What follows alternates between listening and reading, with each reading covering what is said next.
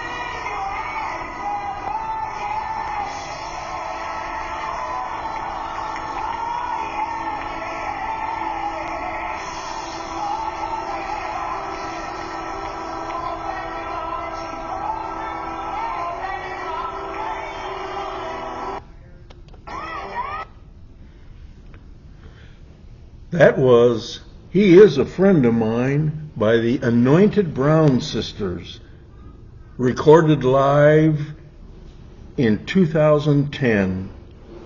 And the lyrics are very meaningful. Why should I charge my soul with care? The wealth of every mind belongs to Christ, God's Son and heir, and He's a friend of mine. Yes, He's a friend of mine, and He with me doth all things share. Since all is Christ's and Christ is mine, why should I have a care? For Jesus is a friend of mine.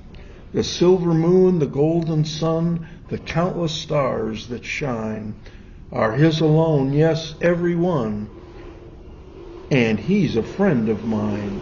He daily spreads a glorious feast, and at His table dine the whole creation, man and beast, and He's a friend of mine. And when He comes in bright array and leads the conquering line, it will be glory then to say, and He's a friend of mine. The Anointed Brown Sisters are a family group comprised of 4 sisters and 1 niece. The group was actually formed in Havana, Alabama, but they've resided in Tuscaloosa for several decades. The desire to sing quartet-style gospel music was instilled in the sisters at a very early age. They grew up singing, as many gospel singers start out, in the church. The group members are Krishan Brown Smith, Ora Brown, Abigail Brown, Mesha Brown Lanier, and Mrs. Smith's daughter, Crystal Smith. Krishan Brown Smith is the lead singer, songwriter, and arranger for the group. Her son, Terrence Smith Jr., is the group's drummer. Other musicians for the group are Regal Moore, Antonio Pearson, and Marcellus McMillan. In 2001, the group released their first CD based on Philippians 4, verse 13. Choirs will find many songs that will become part of choir performances. Praise and worship leaders will find songs appropriate for opening any service. Those struggling with the ups and downs presented by life's daily challenges will find uplifting songs. The group even put a song on one of their CDs specifically for the younger generation. As you listen to the CD, you'll readily conclude that these ladies possess a wealth of musical talent. It's not often that you hear a female group handling 2- and 3-part harmony very well. The musicians never overshadow the singers, and the background vocals blend exceptionally well with the lead singer. Each and every selection on their recordings is power-packed, and each song will minister to the listener. Our second song today is Strange Things Are Happening Every Day by Sister Rosetta Tharpe, recorded and performed in 1944.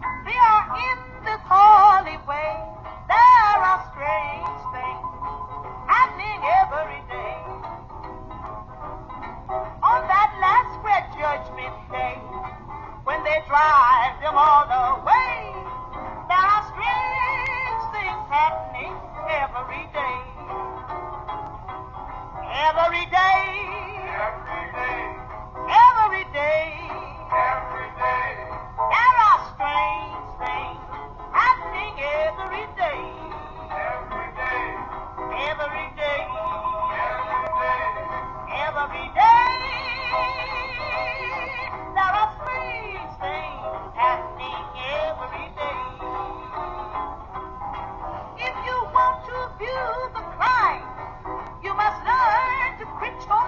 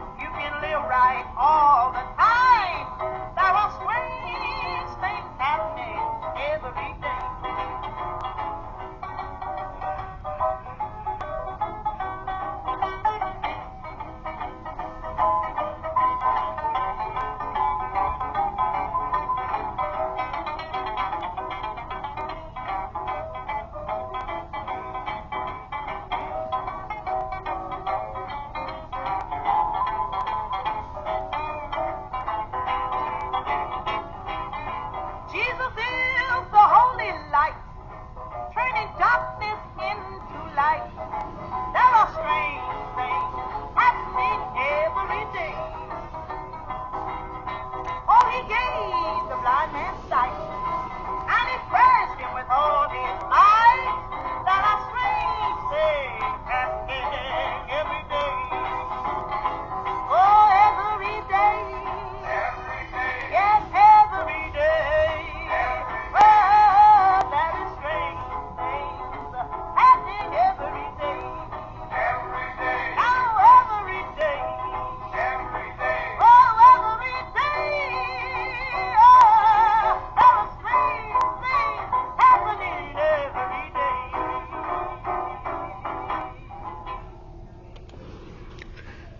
That was Strange Things Are Happening Every Day by Sister Rosetta Tharpe, recorded and performed in 1944. Strange Things Happening Every Day is an African-American spiritual that was most famously and influentially recorded by Sister Rosetta in 1944 and released as a single by Decca Records. Her version featured her vocals and electric guitar along with piano, bass, and drums. It was the first gospel record to cross over and become a hit on what was called the Race Records chart in 1944. That was the term then used for what later became the R&B chart. It reached number 2 on that chart in April of 1945. Originally a traditional spiritual, Tharpe recorded the song in 1944 in response to backlash from black religious leaders who had criticized her for performing and recording gospel music for a secular audience. The recording has been cited as both an important precursor of rock and roll and also considered by some to be a contender for the title of first rock and roll record.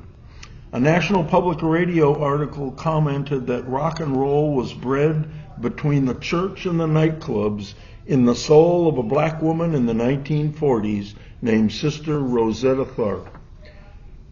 And the lyrics are very meaningful. Oh, we heard the church people say they are holy in the holy way.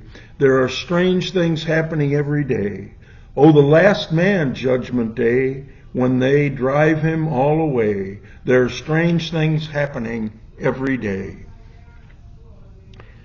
If you want to view the climb, you must learn to quit your lying. There are strange things happening every day. If you heal right through the lies, you can live right all the ties. There are strange things happening every day.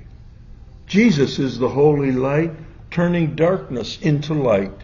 There are strange things happening every day. He gave the blind man sight when he praised him with all his might. There are strange things happening every day. Every day, there are strange things happening every day. Sister Rosetta Tharpe was born Rosetta Newman, March 20th, 1915. She was an American singer, songwriter, and guitarist. She gained popularity in the 1930s and 40s with her gospel recordings, characterized by a unique mixture of spiritual lyrics and electric guitar.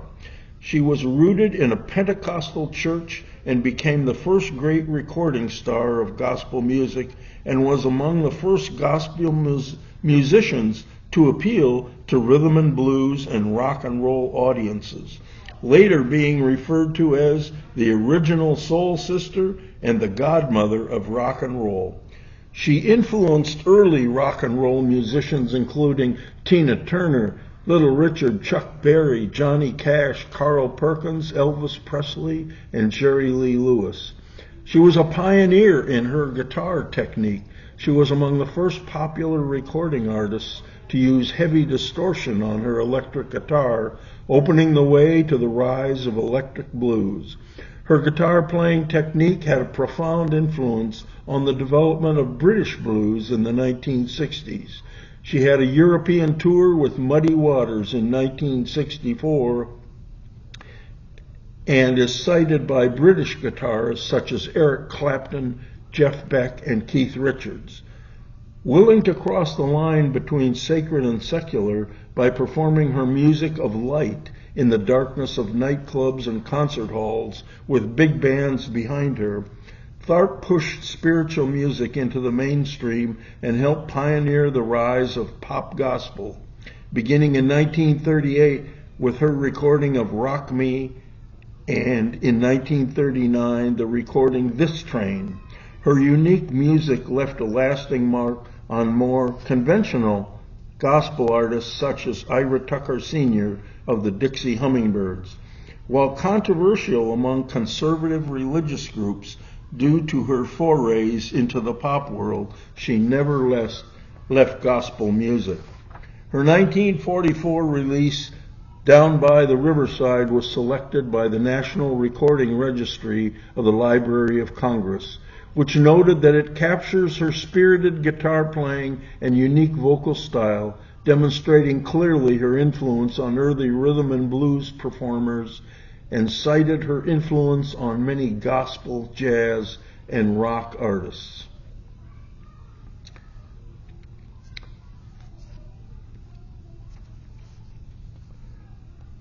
Tharp was posthumously inducted into the Rock and Roll Hall of Fame as an early influence. She was born March 20th, 1915 as Rosetta Newman in Cotton Plant, Arkansas, to Katie Bell Newman and Willis Atkins, who were cotton pickers. However, researchers gave her birth name as Rosetta Atkins or Atkinson, her mother's name being Katie Harper. Little is known of her father except he was a singer. Tharp's mother, Katie, was also a singer and a mandolin player, deaconess, missionary, and women's speaker for the Church of God in Christ, which was founded in 1897.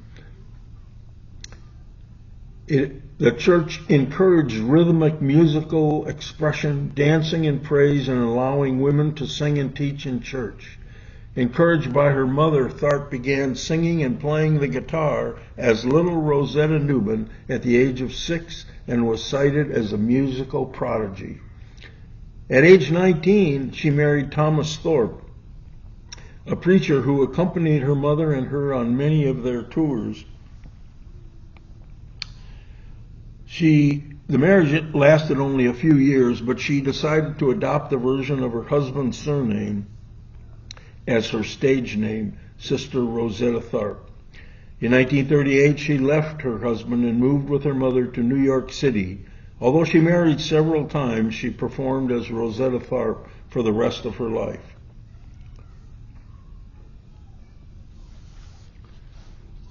In 1938, the first gospel songs recorded by Rosetta for Decca, Rock Me, That's All, My Man and I, and The Lonesome Road, were instant hits, establishing Tharp as an overnight sensation and one of the first commercially successful gospel recording artists. Rock Me influenced many rock and roll singers, including Elvis Presley, Little Richard, and Jerry Lee Lewis.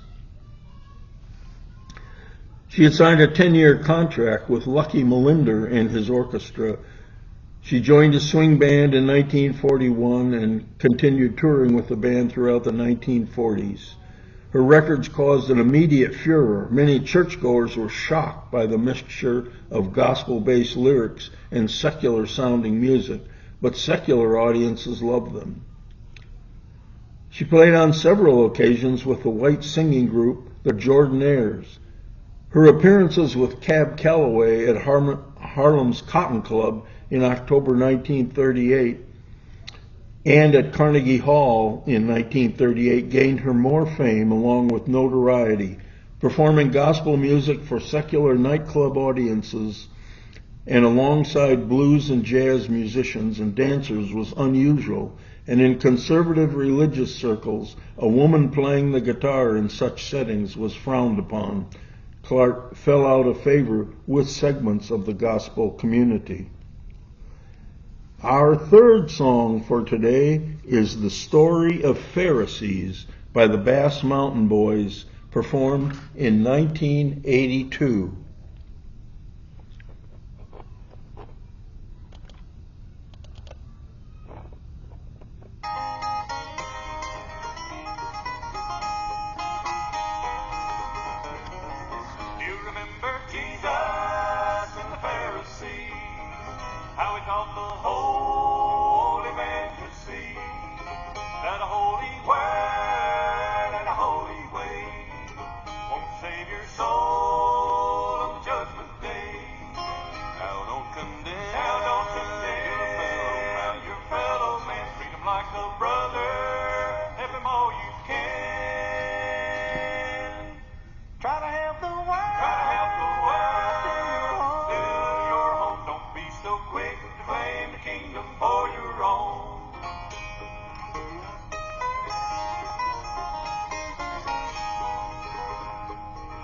Now the moral of the story of the Pharisee is the judgment's not up to you or me. It's the job of the Savior, He only will save. Who will go with Him on the judgment day?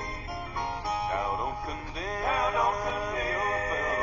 your fellow man. Treat him like a brother, help him all you can. Try to have the world fill your home. Don't be so quick to claim the kingdom for your own.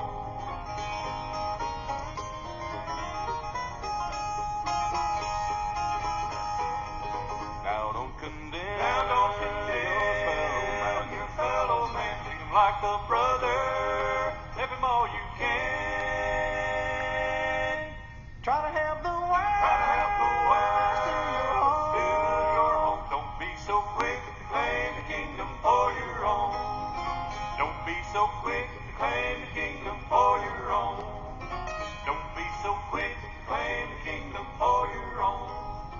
Don't be so quick to claim the kingdom for your own. That was The Story of Pharisees by the Bass Mountain Boys, performed in 1982. This bluegrass and gospel group, the Bass Mountain Boys, is a white group from North Carolina. They were formed in 1978 and active through 1996. The song, The Story of Pharisees, likely refers to songs inspired by the biblical parable of the Pharisee and the tax collector from Luke 18. And these various versions of it all touched on the themes of self-righteousness versus humility, judgment and hypocrisy, featuring lyrics about praying loudly versus quietly, or judging others from a high moral perch. An example: we can't be darlings anymore. When my time comes to go, ocean of diamonds, going up on the mountain, you don't have far to go. You walk around with your head held high, as if you're not the one that's living a lie. You're living a lie. What makes you think that you'll change their minds? They'll never see the light if all you preach is hate from a mountaintop that you couldn't climb. They go walking into church every Sunday morning. They, the self-appointed sin patrol, well, they whisper and they gossip behind the back of anybody that they can't control. In the story of the parable of the Pharisee and the tax collector, the Pharisee says, God, I thank you that I am not like other people, robbers, evildoers, adulterers, or even like this tax collector. I fast twice a week and give 1/10 of all I get. The tax collector prays, God, have mercy on me, a sinner. The band members included Mike Wilson on guitar, Mike Aldridge mandolin, Mike Street on bass, Johnny Ridge on fiddle and guitar, and Steve Dilling on banjo and guitar, along with Jim Mills on banjo. That concludes our gospel podcast session for today. We thank you very much for joining us and look forward to seeing you again soon.